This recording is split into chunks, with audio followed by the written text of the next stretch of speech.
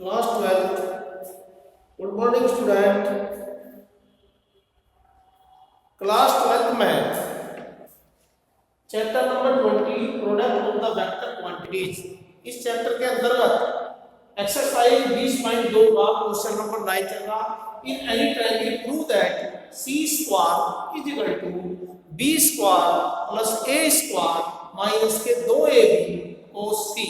ये हमें प्रूव करना है। तो हमें जब भी हम देख लेंगे यहाँ क्या लिखा हुआ है cos c, तो c को यहाँ पर मानिए, आपको आसानी होगी क्वेश्चन को मानने में। बाकी a b c को कहीं भी मान लीजिए।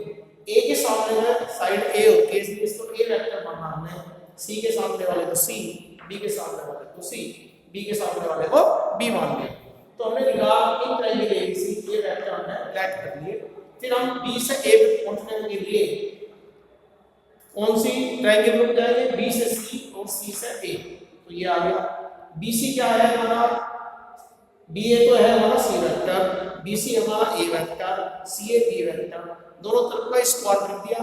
स्क्वायर करने में ये दोनों ब्रैकेट इनटू में लिख लिए, डॉट प्रोडक्ट में लिख दिए।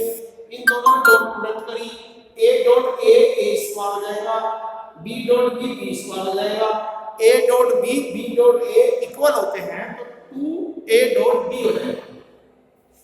यहाँ पे मैग्नीट्यूड का स्क्वायर वेक्टर का square is equal to magnitude का स्क्वायर होता है। तो ये एरो हट गया जहाँ पे स्क्वायर टर्म, तो ये लिखा c स्क्वायर, ये लिखा a स्क्वायर, इसको लिखा b स्क्वायर। 2ab जो डॉट की डेफिनेशन होती है वो होती है ab cos थीटा।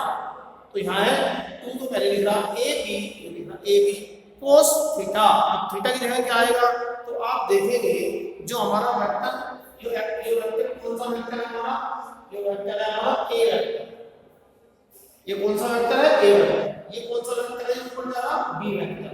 a और b वेक्टर की डायरेक्शन के बीच में जो एंगल है ये एंगल आएगा, ये तो अंतर है एंगल, ये इन दोनों की डायरेक्शन के बीच में एक वेक्टर ये हो गया, एक वेक्टर ये हो गया, इनके बीच में जो डायरेक्शन है इनके बीच का एंगल आएगा 180 माइनस c।